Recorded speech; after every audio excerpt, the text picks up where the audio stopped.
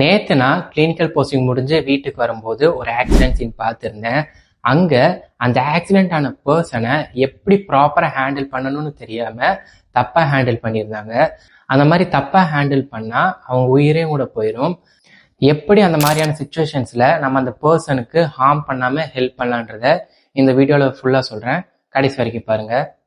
First ஆம்புலன்ஸ்க்கு கால் பண்ணிருங்க and also போலீஸ்க்கும் கால் பண்ணி inform பண்ணிருங்க.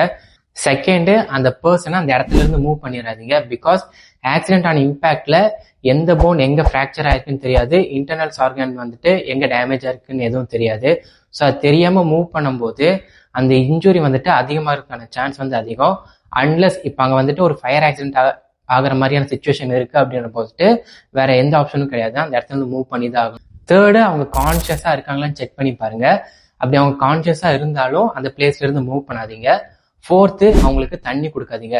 ஸோ கான்சியஸா இருந்தாலும் சரி, செமி கான்சியஸா இருந்தாலும் சரி, அவங்களுக்கு தண்ணி கொடுக்காதீங்க. தண்ணி கொடுத்தீங்க அப்படின்னா சோக் ஆயிடும். இவ்வளவுதான் அந்த சுச்சுவேஷன்ல நம்மளால பண்ண முடியும், அவ்வளவுதான் நம்மளும் பண்ணணும். இப்போ நான் பார்த்த ஆக்சிடென்ட் சீன்ல என்ன நடந்துச்சுன்னா, அந்த பர்சன் ஆக்சிடென்ட் ஆகி தரையில வந்துட்டு குப்புற விழுந்திருந்தாரு, கைகள் எல்லாம் ட்விஸ்டடா இருந்துச்சு.